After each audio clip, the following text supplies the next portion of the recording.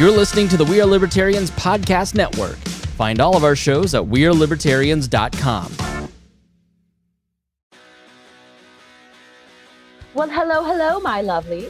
Welcome to another episode of GingerArchy. I am your host, Trisha Stewart-Mann, and I have two incredible guests today. I have your longtime favorite, anarcho-capitalist, true gamer phenomenon, economical ideas out the wazoo, Hodey John. Hi, Hodey. Oh, hype. Thank you, Trisha. I like to give ridiculous intros. And I also have Jeremiah Harding. He's an independent journalist and somebody I would consider an alternative media journalist. Welcome, Jeremiah. Hello. I'm Hey. here to make people angry. Yes, well, I love that. So, and Hodey doesn't cuss, so you're going to have to cuss twice for him. Right?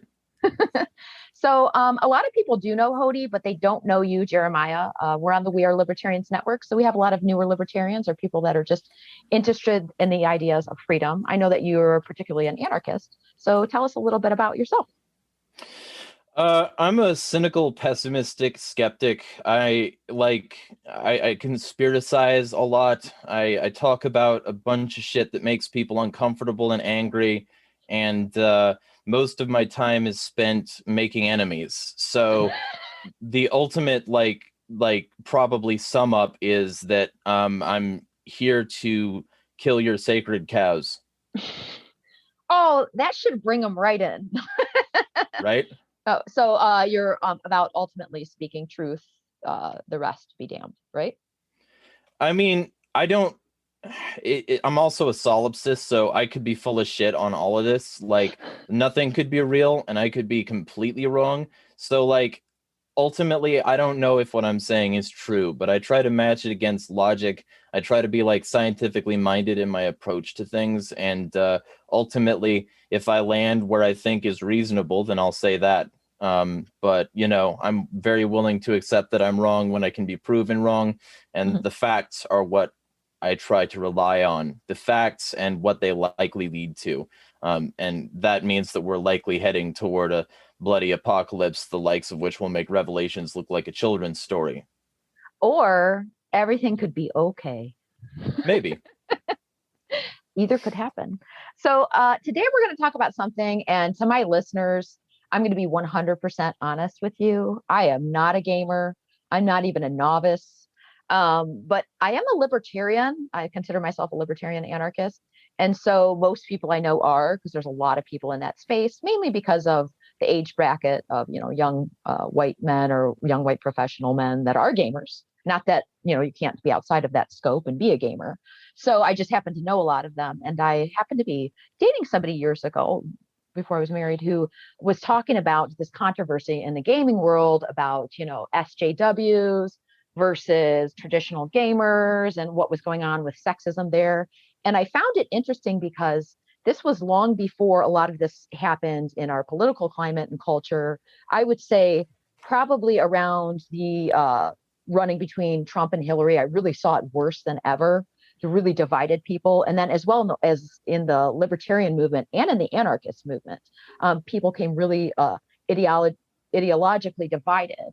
And I think that goes to show something, which I personally believe, that politics is downstream from culture. So I think it was a bit of a foretelling of what would happen. So for those people that don't know what happened in the gaming world, if you could explain a little bit around that 2005 timeline, Hodey, if you want to start there.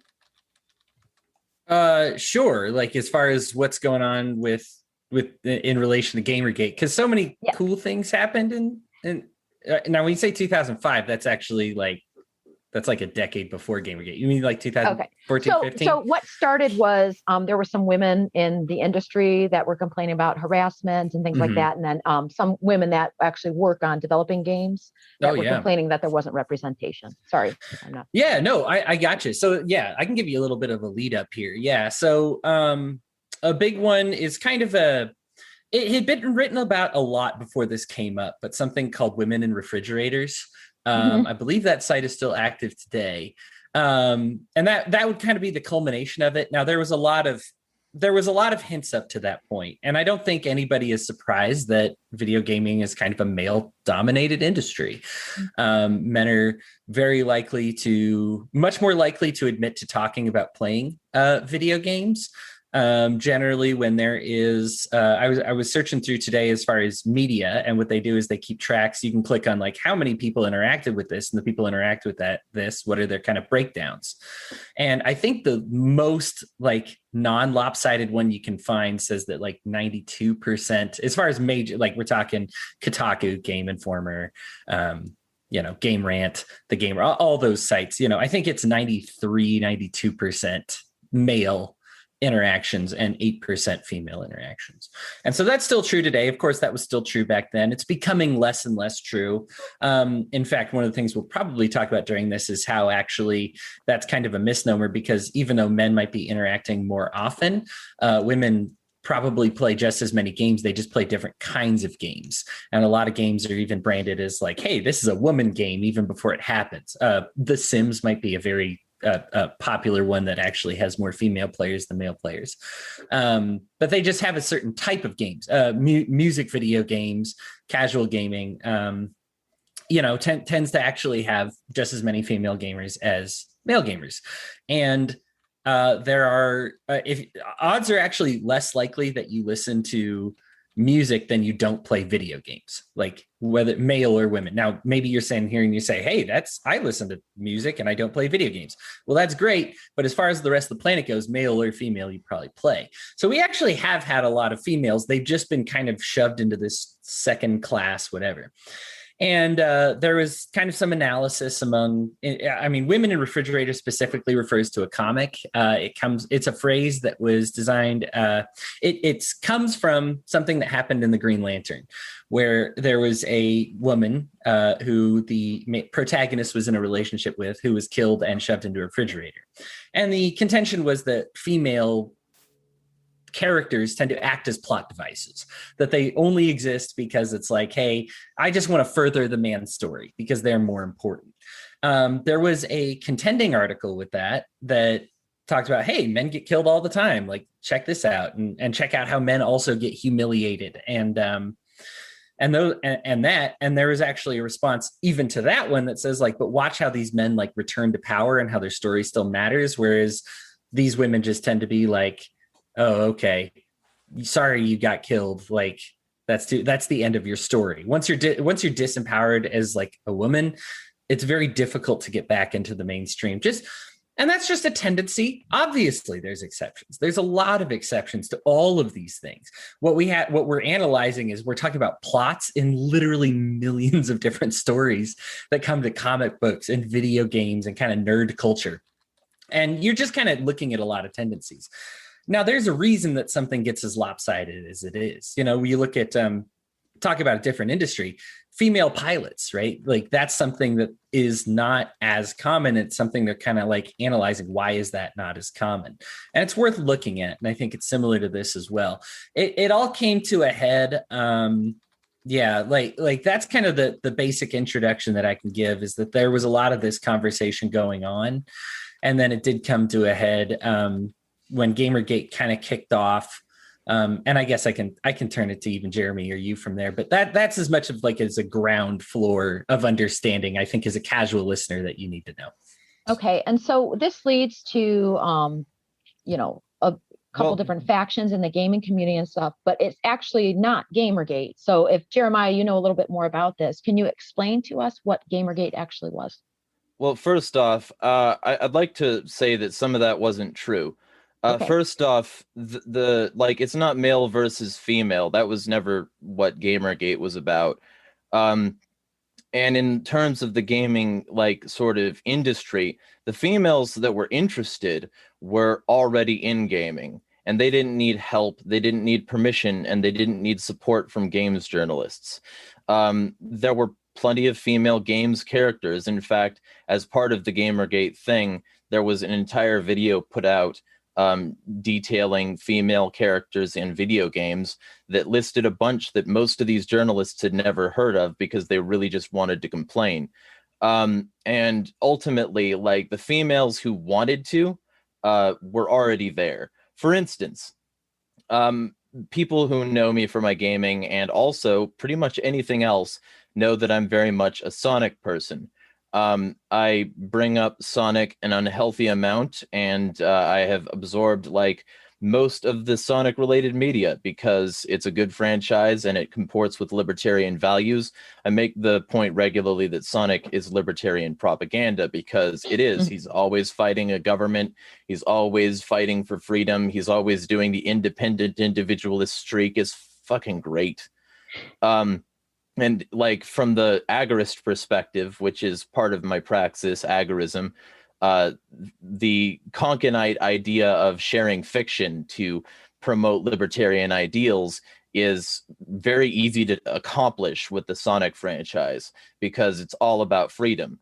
Now, the reason I bring that up is because I wouldn't know about Sonic if my equally gamer sister hadn't have bought the games, hadn't have bought a GameCube, and we hadn't spent a significant amount of time sharing the levels of Sonic.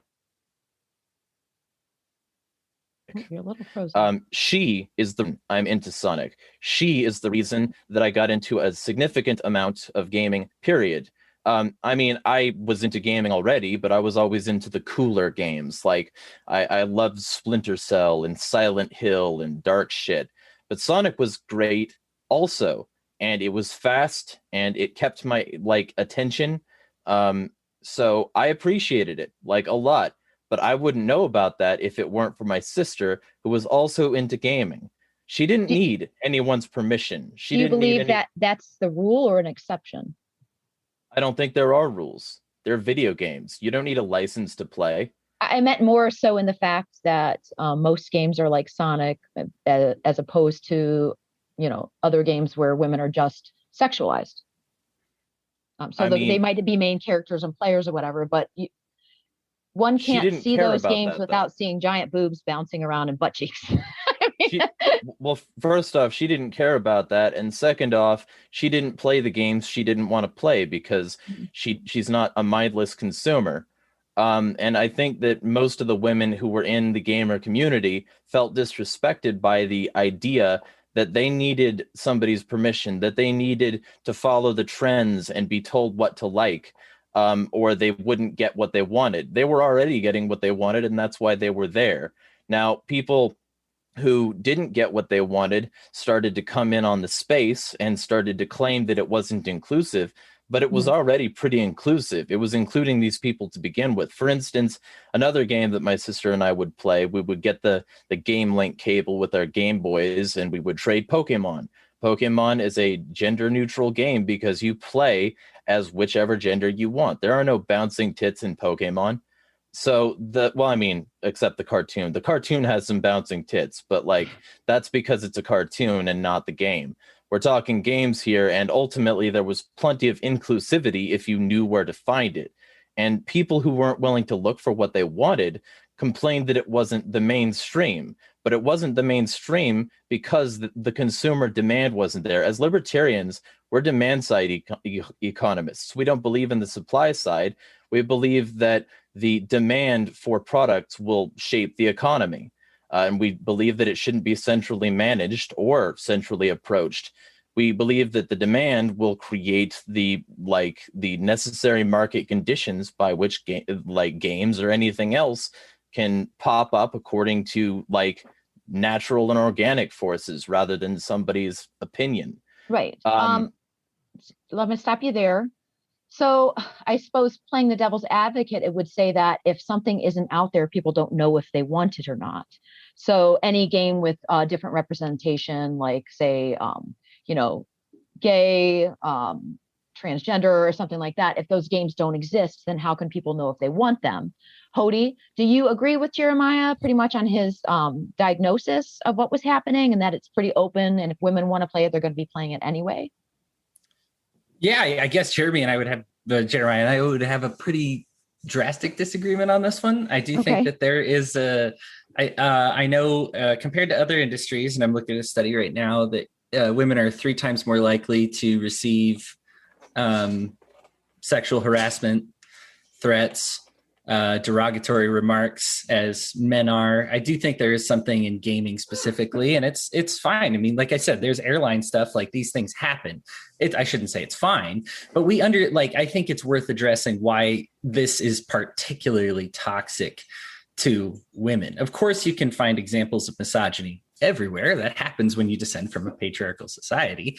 But I think in gaming is kind of one of those last ones to like keep up. There are things that we're working on that are getting better in gaming that kind of other industries have been through already. Like restaurants in the 50s and 60s were like, hey, maybe for like not allowing women to pay for their meals is stupid, and you're like, okay, well that is dumb. But there are things like we're kind of just dealing with it now. I know the lid's finally getting blown off, especially on some of these major video game developers have been covering up sexual harassment from their people for years. Again, and you can always find examples of this. Like I said, like Harvey Weinstein and Larry Nassar, and you can find it somewhere else. And I think everybody is always going to have an experience that's a little bit different. And so I think that's why I kind of try to take in like all the bullet points, because there are certain women that are like, dude, I don't even know what they're talking about. Like I've never been sexualized once. I've never received a misogynistic remark when I've been playing video games and streaming, but I think it's important to see why, like, maybe that's perhaps an outlier versus the others. I know. Well, I'd be interested in your source. Like, why are you saying 3/4? Was the total interviewed? Was the total surveyed? What population did they pull from in order to come to these conclusions? How was the study done? Was there a study, or is this just a claim based on an online poll that could have been rigged? It's not an online poll. It's a study based on something called Digitized Lives. Again, I just looked it up since you were talking about what you were saying. I haven't tried to disseminate it, I guess, and I suppose that I could. I do think that there is something I can tell you. Okay, so from my experience as a gamer, you give your experience about how, like, why sexism might not be as big a problem in gaming as others. Let me give you some personal experiences how it is. So I write about video games. That is my job for a living, and I am frequently asked to talk with content creators, many of which are female. In fact, I think something about like half of them are even female. Like it's one of those few things in gaming that's like 50-50, which is great that they're making such inroads. But I can tell you, just from me having observed them, been in their chat rooms and Twitch, there's a lot more people threatening to do things with their bodies than like with men, and I've been in some very toxic, male, of course, Twitch rooms where sometimes they're like, oh, this, but usually even that toxicity is towards other females that they happen to be playing with at the time. And then when when you're in with a gamer girl, like there's a lot of charged language that's sexualizing them. Now, sometimes and there are a few of them that even do it to themselves. I did one recently where we talked about Twitch's policies on non-sexualization, that they're like women in like swimsuits, that they put themselves out there as being sexualized. And you know what? That's them. They wanted to do that. So of course that's going to get like that. But I mean, there are girls who just sit there in a hoodie, just playing the video games. And I mean, at least once per session, it's a, show us your tits type of thing. And it's like, oh, come on, man. Like, please. Once per session of like how many participants? Because if you're talking about statistics, at least once per session is statistically irrelevant.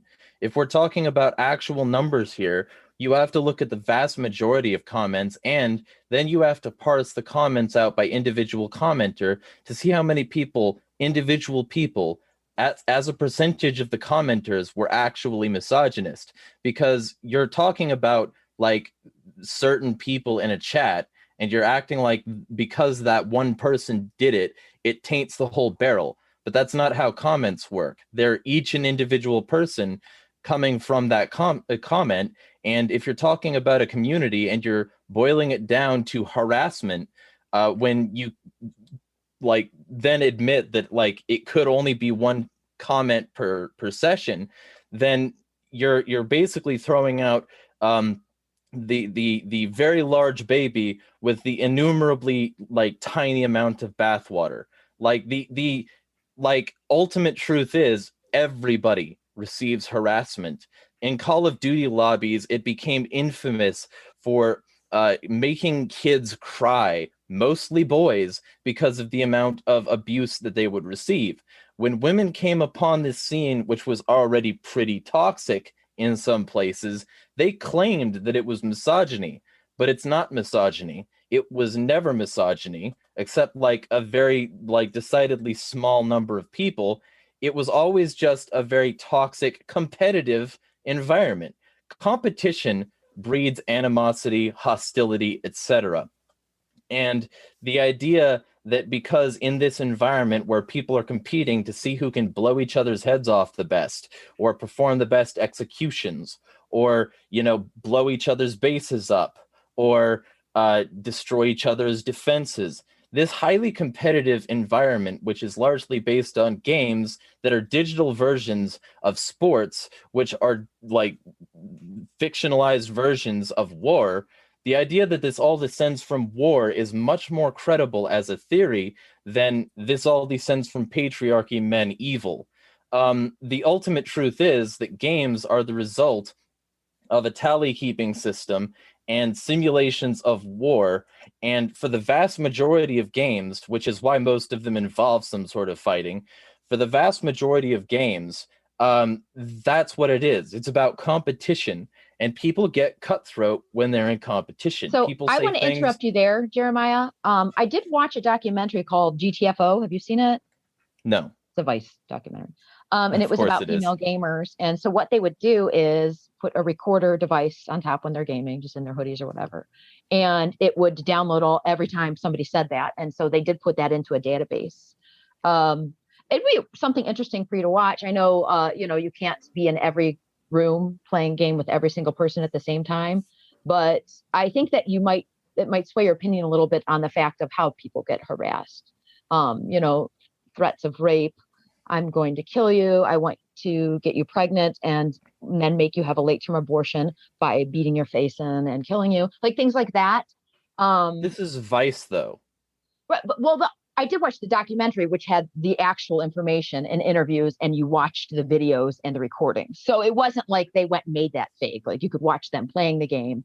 And they interviewed guys, good guys too, that were in the rooms, were like, yeah, it gets pretty bad. So we try to kind of huddle around her and just, try to push that out or whatever. So, I mean, I definitely think it's not just cherry-picked information to make a narrative. Some things can be, but I also think two things could probably be true at the same time. There are people that are going to cherry pick information and make something out of nothing. And then sometimes this stuff happens and it's hard for people to believe because they haven't necessarily seen it or experienced themselves. And one thing I've learned in life is just because it doesn't happen to me doesn't mean it doesn't happen. Well, right. So, but the same could be said from the alternate perspective, where the women have not experienced the harassment men have experienced. That's something else I wrote down. I have a notepad document. I'm writing down notes here. Mm-hmm. That's something else I have written down. Most people in fiction where someone dies, most people who die are men, and it's on camera. You get a much more visceral murder experience when men die, and it's much more accepted. It happens frequently. You can watch war movies where men are blown to bits. And for the vast majority of women deaths in cinema, you don't get that visceral experience. It doesn't happen for the vast majority of women deaths in media. And this has been the case for decades and decades now. It normally have you ever happens... watched like Criminal Minds? Because I think they actually really play off the emotional response of a woman being like mutilated or something. I think it's definitely used. Criminal Minds is relatively new, but it also doesn't show in graphic detail what happens. It doesn't show that on camera because then it would be R and it wouldn't be allowed on TV. So ultimately, like men are the primary victims of violence in media. And it's been this way for a long, long time. And like the idea that it doesn't happen to men or that it happens to women more, like the women in the refrigerator thing, is a good example of what I'm talking about. It's when somebody is using selective information bias to come to a conclusion rather than actually looking at the full set of data. And in this particular case, like brutality in the real world happens to men more. Men are killed the most in the line of work. Men are injured more in work. Men take the most dangerous jobs by a vast majority. And the idea that because men are like in control, this is a patriarchy, doesn't account for the fact that like the vast majority of people injured, killed, brutalized, given the shaft by the medical industry are men who got like the shit end of the stick. There's a blogger called Karen Strawn. She does videos from a decidedly anti-feminist perspective, and she ran this vlog series for years called Girl Writes What. And one of the videos that I bring up discussing this sort of thing is the myth of male disposability. And I think that's what it's called. I normally just send the link, but it's where she goes over the fact that men don't get to complain about this. Men don't get to be represented as the primary victims of brutality. Men are still the only ones expected to be drafted. Men are the primary victims of world violence. So to claim that it's going to be different in this industry is fallacious. It's not. It's not different here. The women in those like situations just typically don't ask men their experiences, and men who give their experiences will typically say, yeah, they talk shit. They talk about how they're going to fuck my mother. They talk about how they're going to kill me. They talk about how I'm going to be the victim of some kind of violence, and I brushed it off because it's a game. And ultimately, that's the way it is in the real world, too. For instance, look at the Amber Heard Johnny Depp situation, where she punched him. She was on audio recording, admitting to this. And she, kept on trying to gaslight him and make it seem like the situation was less. She cut off the tip of his finger. She would regularly take pictures of him in compromising positions and then later use that as evidence against him in court when the evidence entirely pointed against her. Ultimately, she got to keep all of her jobs and give domestic violence speeches. He got all of his roles stripped from him, and he has to fight to get them back now. Now, I want to stop you there because I definitely agree with you. And I did want both sides of this. So, and I think we're definitely, we're going off of games, but I like where we're going. So we're going to do whatever we want, and we can, keep doing more shows so we can, get everything out about the gaming industry and maybe get into actual Gamergate later. But I like what you're talking about. And it's very true. There's this idea that men cannot possibly be, abused. They cannot be objectified. And it's what happened when third wave feminism came along and totally took a really great idea and like flipped it around to do what they had been done to them forever. And that's always wrong. As far as military conscription, I think it is ridiculous, but also I really hate when people say, well, women should be drafted too, because that's completely missing the point. Slavery should not be good for anybody. I'm an anarchist. I oppose the military, the police, the government. So I don't like slavery at all. So saying, well, let's make it right by enslaving women too. It's just like, that's missing the point. Nobody should be. So sometimes a lot of statists, that's their reaction. I get a lot of that. Like, oh, you wanted to be treated equally. Well, you better be able to take a punch from me. I'm like, that's not what I'm talking about at all. But you bring up the point in a really good way. So there is definitely a bias against men. And so I could see how that could have played into, the gaming industry. Like, okay, well, if women report this, we should believe them because they're being objectified and sexualized. And it doesn't matter what men say because they can't be because they're men. So, Hodey, what do you think about that point? Yeah, I guess I didn't expect. I was limiting my scope to video games. I know Jeremiah is kind of expanding it as far as there being some areas where men actually experience a greater amount of bias than women. Yeah, absolutely. One could even look at streaming within video games. It is much easier if I post something under a male presenting persona. I will get less interactions than when I post something under a female presenting persona.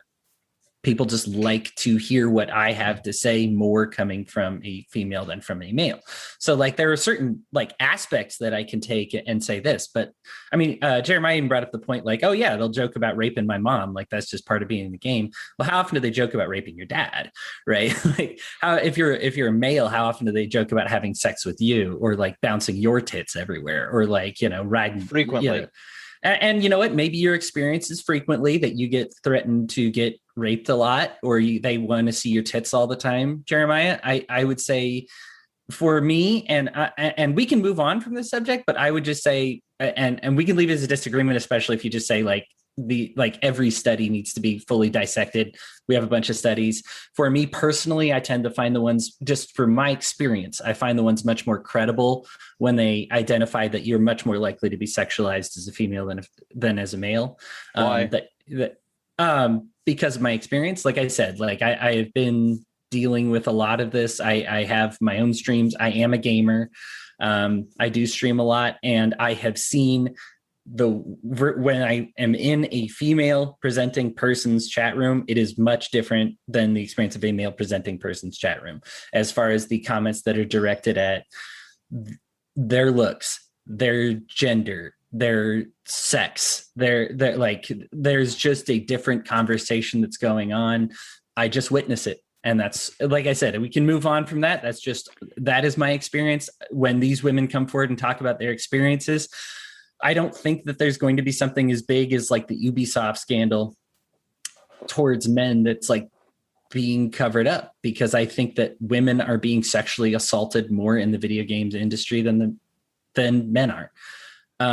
If it comes up and it turns out that men are being sexually assaulted at these video game companies just as much as females are, then you know what, I will admit that I'm wrong. It's just the biggest scandals that we have are kind of like, for me. Wait, so we're talking about sexual assault now? We're talking, Jeremiah, I'm going to stop you right there. We're going to be talking about actually video game companies that create like content creators and things like that now. So I think he's probably doing a little pivot there too. So we can talk about that a little bit.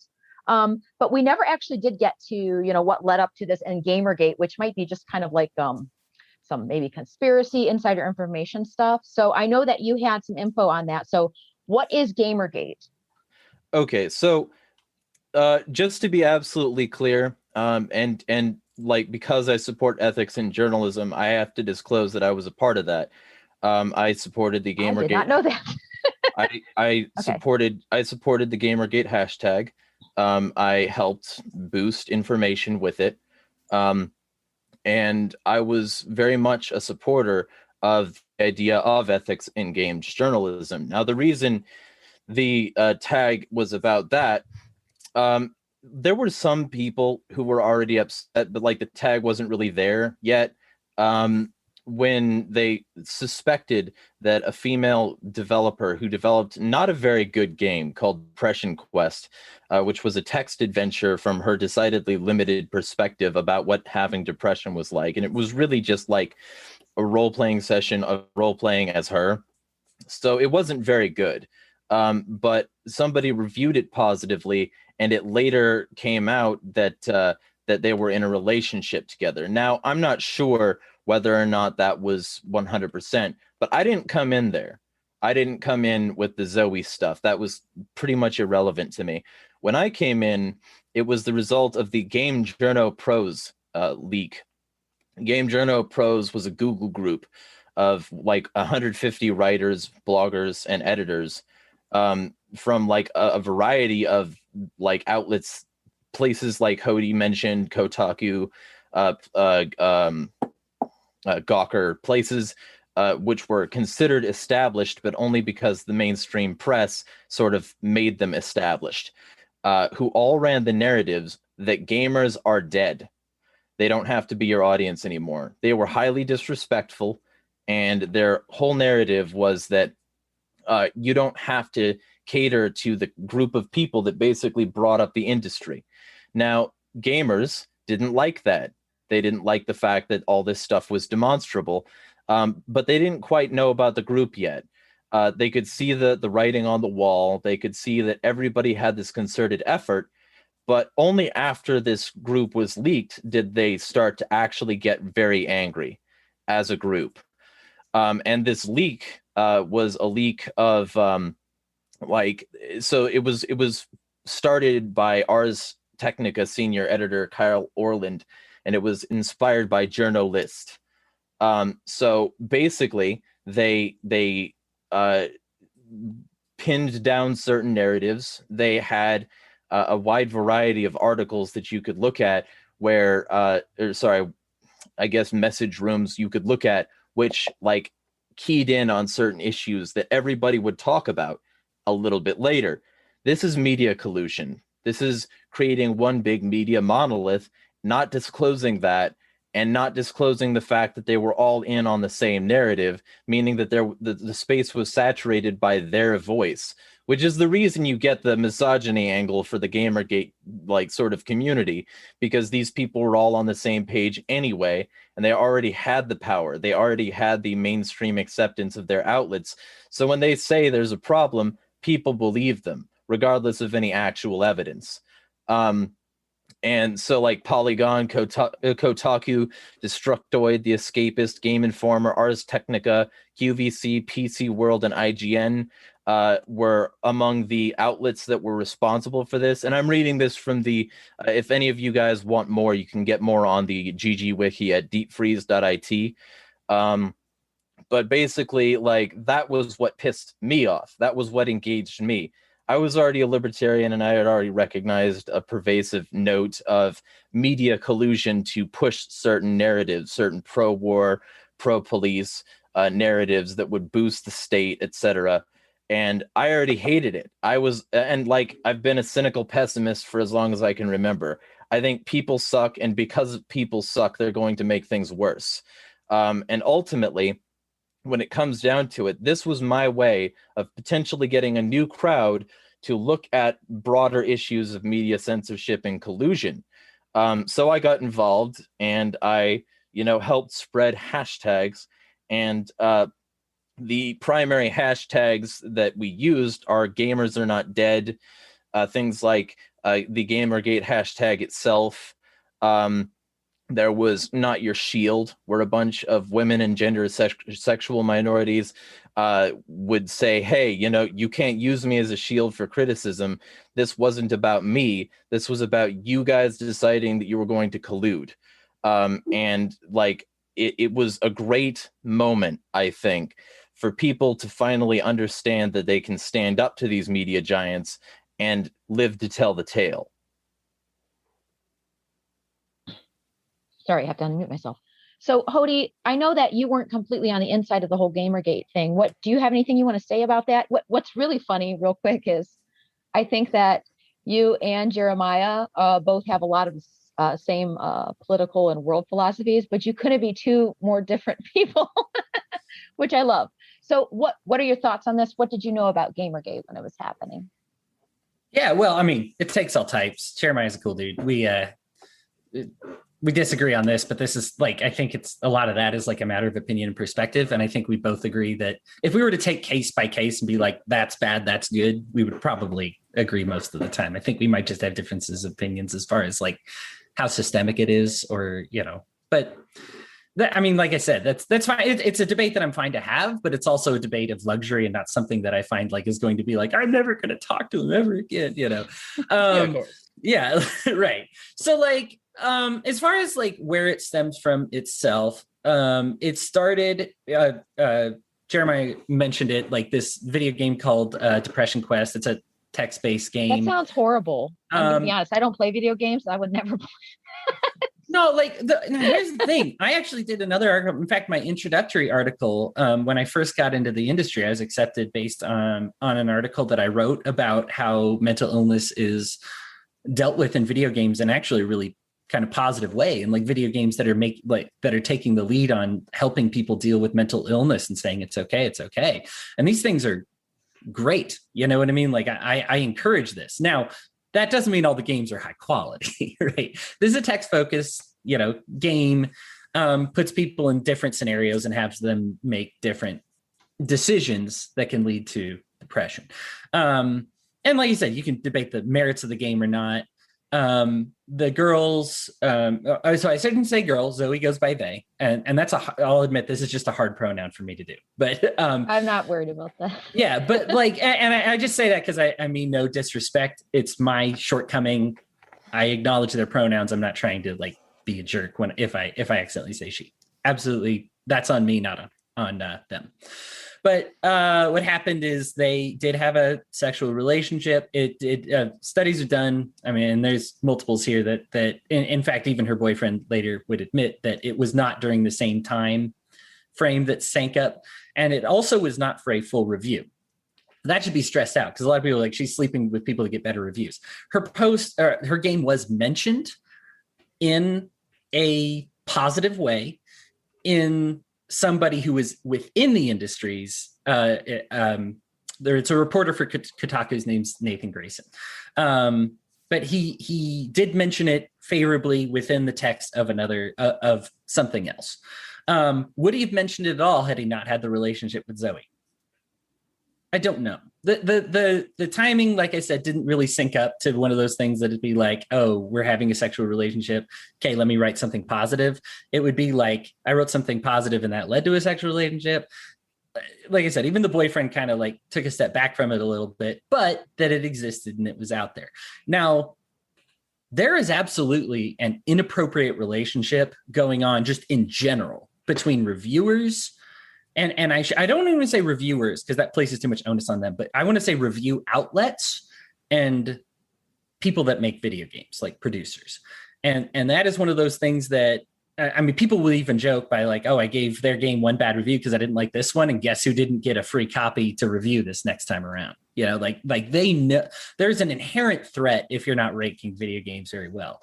There's kind of this, they're blowing the lid off of things. You know, IGN, I think, is probably the most famous for giving everybody like a 10 out of 10 because they don't want to make anybody mad. Because we want the copy of your next game that we get. So like there's absolutely something to explore. Sorry, let me ahead. just I think you're my, yeah, he wants to speak. Let me just jump in real quick and say that IGN gives 10 out of 10 to people that they like.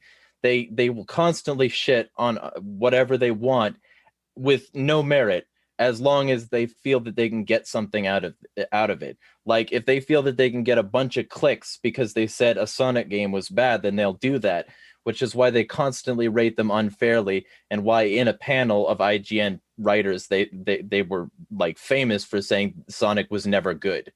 So I mean IGN is just a shit review company. Like I don't care who that hurts. IGN sucks so much ass.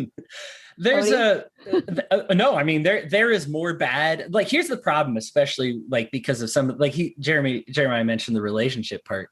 There is some very much like, I like these people, I don't like these people, and I make a living on that. Like, oh, it's a Ubisoft game, I'm going to hate it or love it no matter what.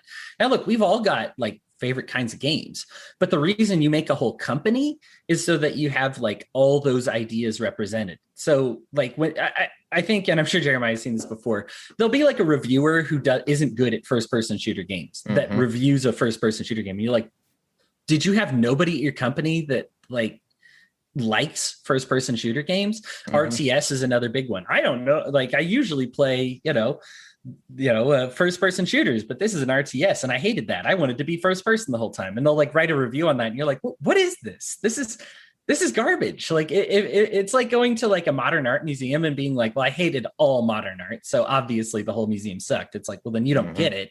Why did you do this? Like, and I don't want to skip over this. I'm going to fast forward just a little bit before we rewind and talk about some more like the details and like things that happened because of the Zoe Quinn incident. The Gamergate was originally called like the Quinspiracy. So really like there's a lot more to talk about there, but just when we fast forward, when we're talking about the relationship between reviewers and producers, it kind of got the lid blown off of this last year with The Last of Us Part 2, because people gave it really good reviews because they were only allowed to review certain sections of the game that had been polished. I wrote a big review about it. I did not care for the game, and I even had problems with a lot of people were like, well, yeah, the plot was bad and there's plot armor and the characters weren't very good and they were kind of contrived, but like it was technically flawless. And really it was only technically flawless. There are literally rules that say you are not allowed to review this part of the game. You are not allowed, and they can say it's because of spoilers, but there's certain segments when you're like walking through the jungle and you'd be like, well, the lighting, at the beginning, the part that I am allowed to review when there's a tree overhead and the sun is peeking through, the light is beautiful. Like, this is fantastic. And then you go through a part where you're like in a basement and the light, like there's a light source, but there's no actual light there. And you're like, oh, well, something's messed up with the lighting at this part. You're not allowed to review that part.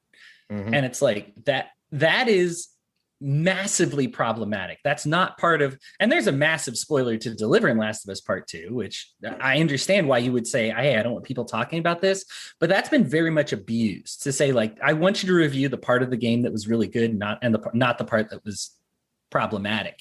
And there was a lot of honest game journalists who said, I am not going to review this game until it comes out and I'm allowed to review the whole thing.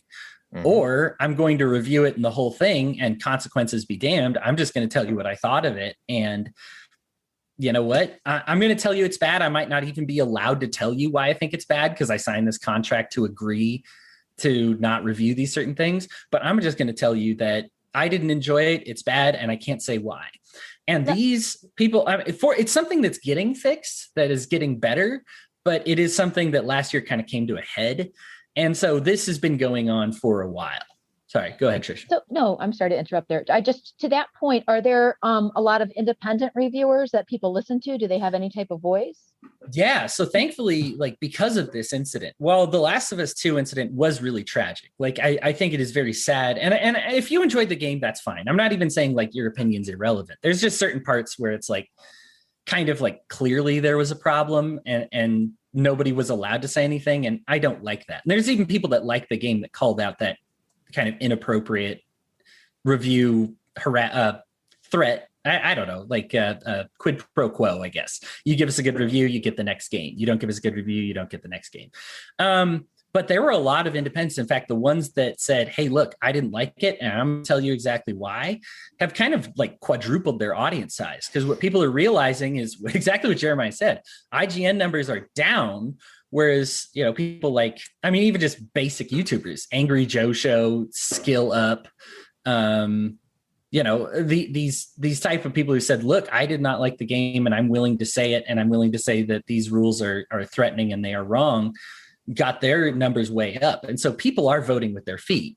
It takes a while, especially when you're established as like IGN is, that, you know, for people to leave, but it is happening. And so like a lot of those independent reviewers have received like quadruple the numbers that they had before, specifically because of this incident last year.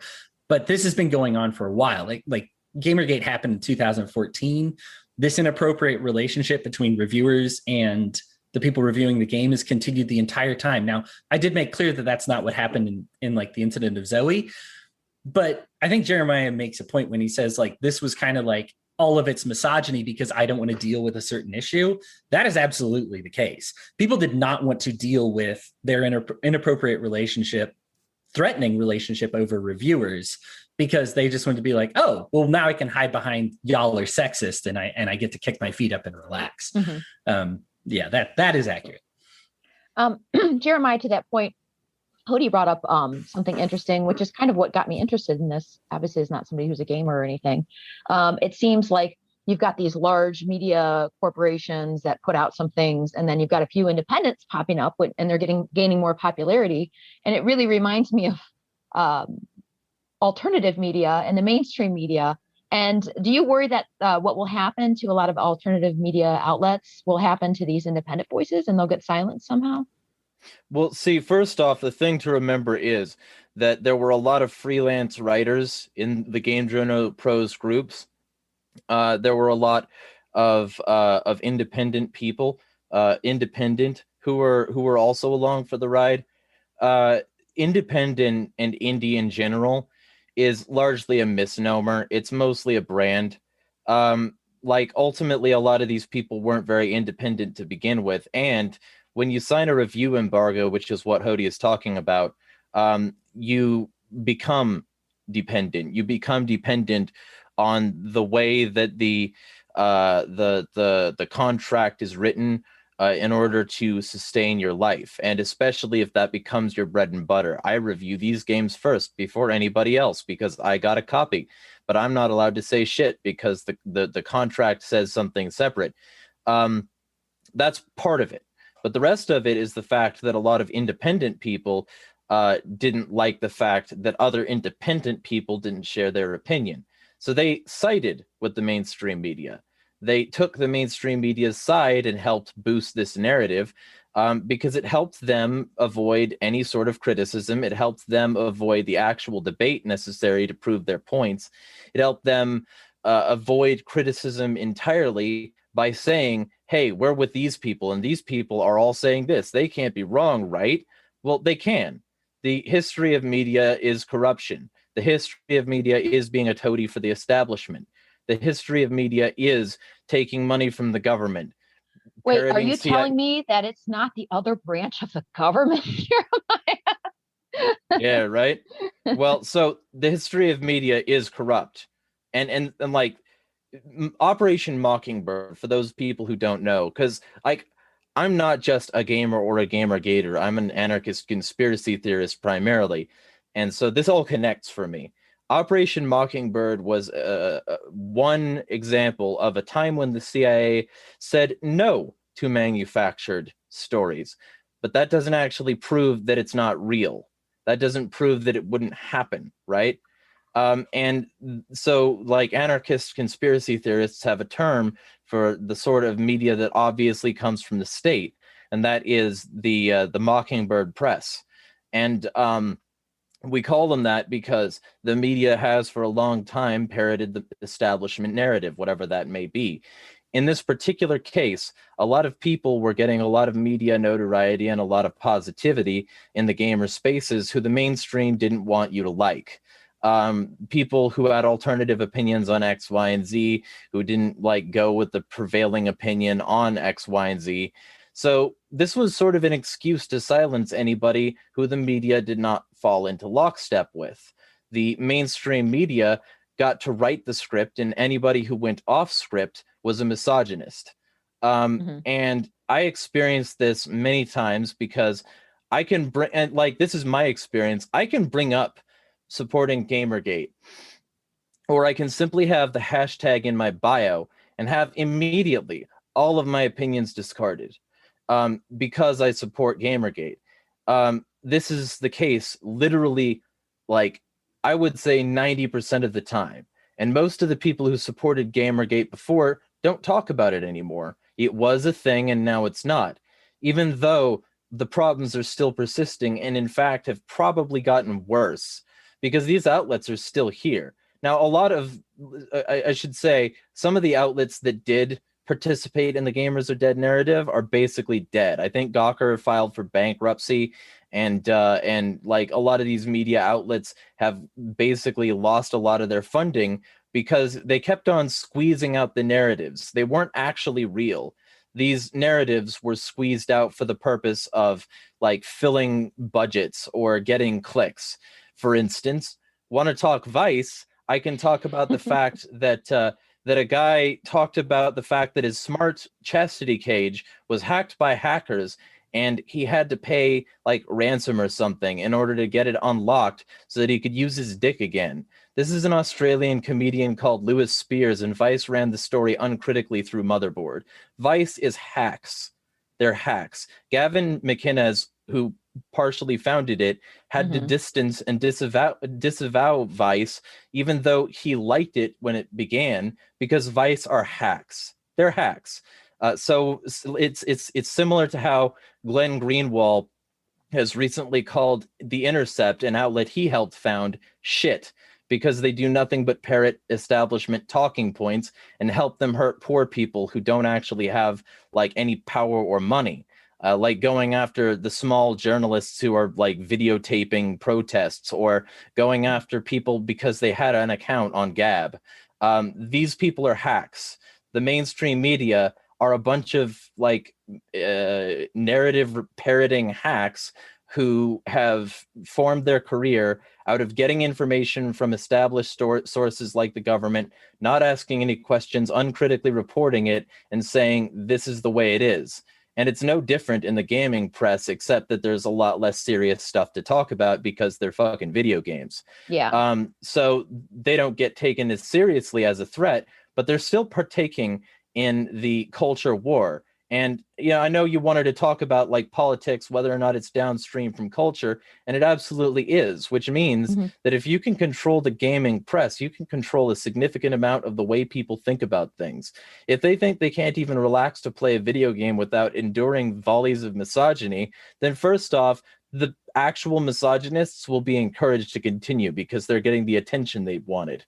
And second off, the problem may or may not actually exist, and it may be either manufactured or like highlighted in far too like statistically great numbers for the actual data that exists, which is why outlets like Vice aren't credible because of like the rest of the stuff that they do, and probably shouldn't be taken seriously unless they're willing to publish their methodology, which I doubt they did. Like this documentary, I'm assuming it took primarily the perspective of women and like primarily focused on the women in the documentary rather than having an even-keeled and 50-50 approach, or at least something close to it, where they showed men in equal amounts on camera. And this is probably because if you heard some of the disrespectful things that men are called and tell each other, and then shake off, you would realize that a lot of this problem is like the result of people's emotional response to things.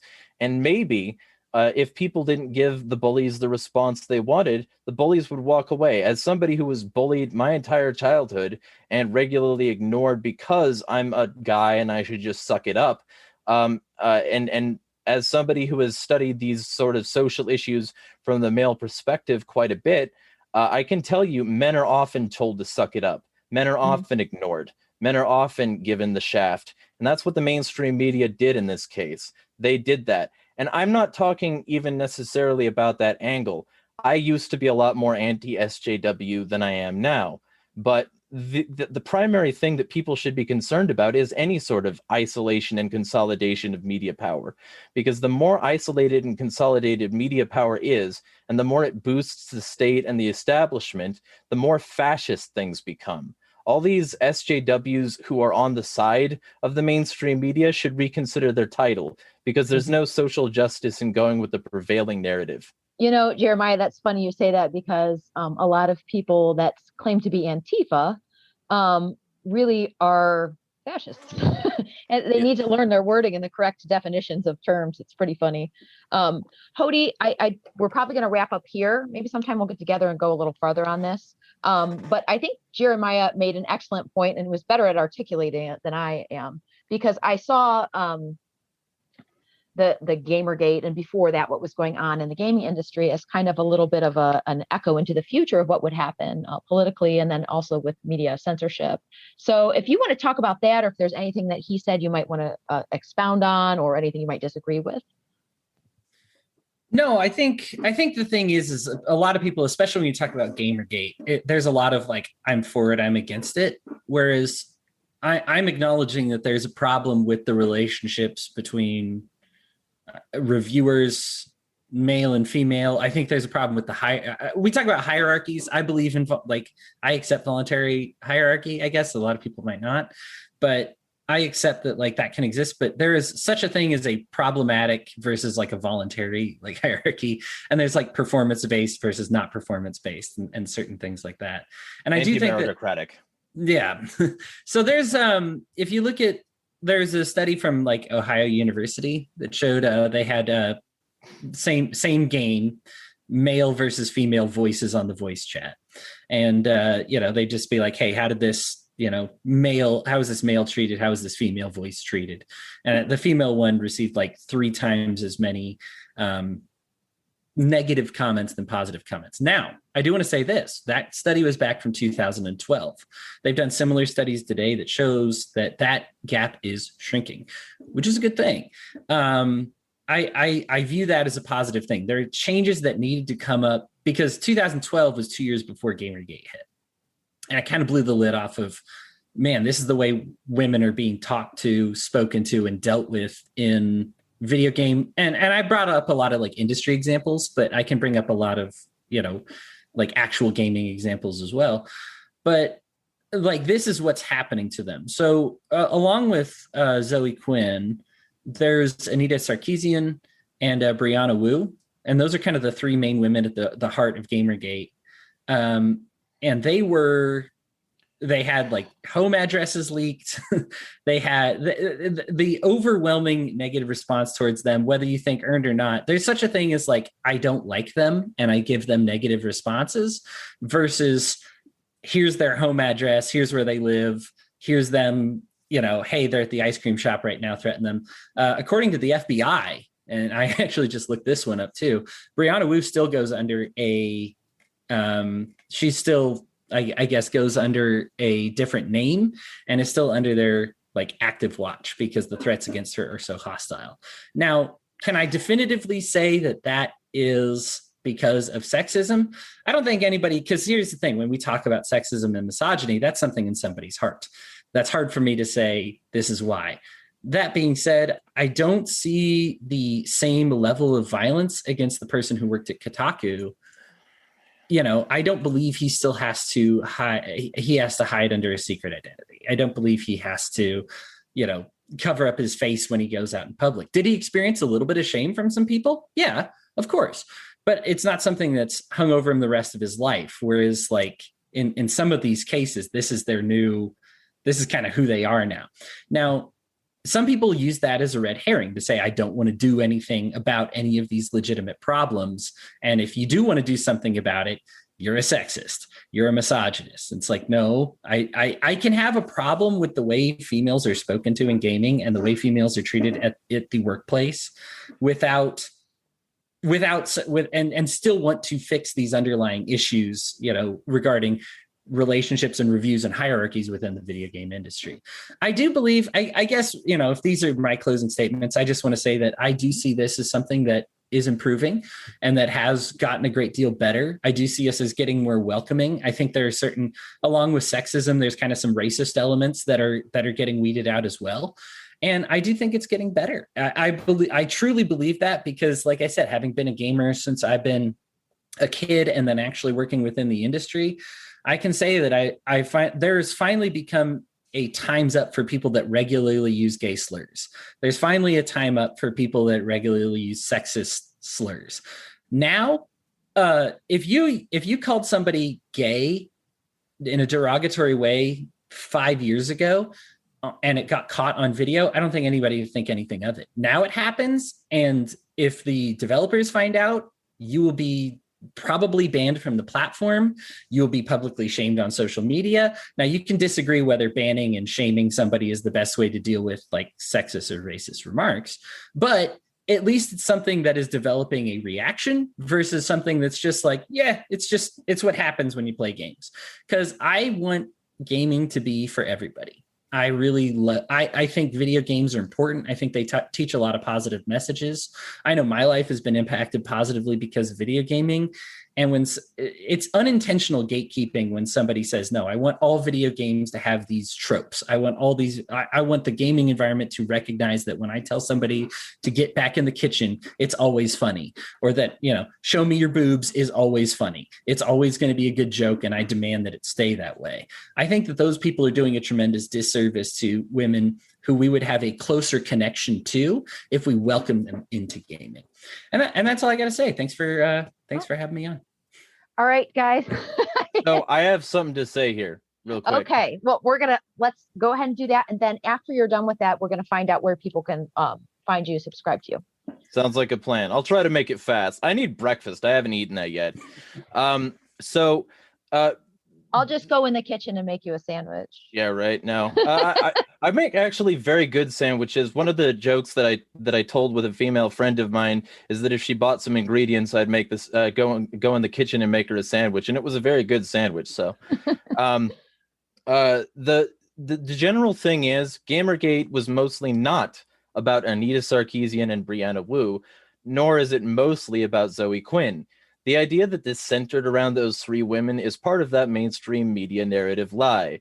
It was mostly just holding media organizations accountable and trying to boost actual good parties, like with Op Skynet and shit. Ultimately, it led to the rise of much greater accountability in gaming press. It let some of these independent voices start to thrive. it let these narratives start to be broken down. And ultimately, people who claim that it was all negative or that it was centered around these women either don't know enough about it or aren't being honest. And I'm assuming it's the prior with you, because like a lot of the stuff that I discussed today, it seemed new to you, Hodey. I'm not trying to say not knowing about it is like a mark against you. I'm just saying that that's probably the case, because I was there when it happened. I was in the teeth of it. And what I can tell you is that the reason people were upset with Anita and Brianna was primarily because it fell in with the already existing distaste they had for the media. They were media figures. They chose to be public figures, and they got criticism as public figures. That criticism as public figures will lead people to generally do things that are distasteful. I've personally had lots of death threats, lots of people angry with me for what I say online. Do I blame sexism against men? No. I blame shitty people doing shitty things. But like Brianna Wu, she created a fake account called Drake Harper to make gamers look more sexist so that she could complain about it. It was called @BroLulz. It tweets from that account included, "The death scenes in Tomb Raider give me an erection, but that doesn't make me a misogynist. And boobs are pretty and I want to touch them, bro." Things like that. She is a disingenuous liar who has lost political office runs multiple times because nobody actually gives a fuck about her. That's the truth about Brianna Wu. She'll block anyone who criticizes her, and it's truly, truly sad that anybody considers her a voice at all. But like, to be very clear, Anita is a broader voice in this subject, and Anita ran a series that she crowdfunded called Tropes versus Women in Video Games. She crowdfunded that fucking so long ago, and it's still not complete. It's still not complete because she has to weave these bullshit agendas into these works of absolute narrative fiction. Like she's famous for this line in a Batman game review, like a segment of like the male gaze, where she says that Batman's cape acts as a pricey piece of Wayne Industries tech designed to hide his ass.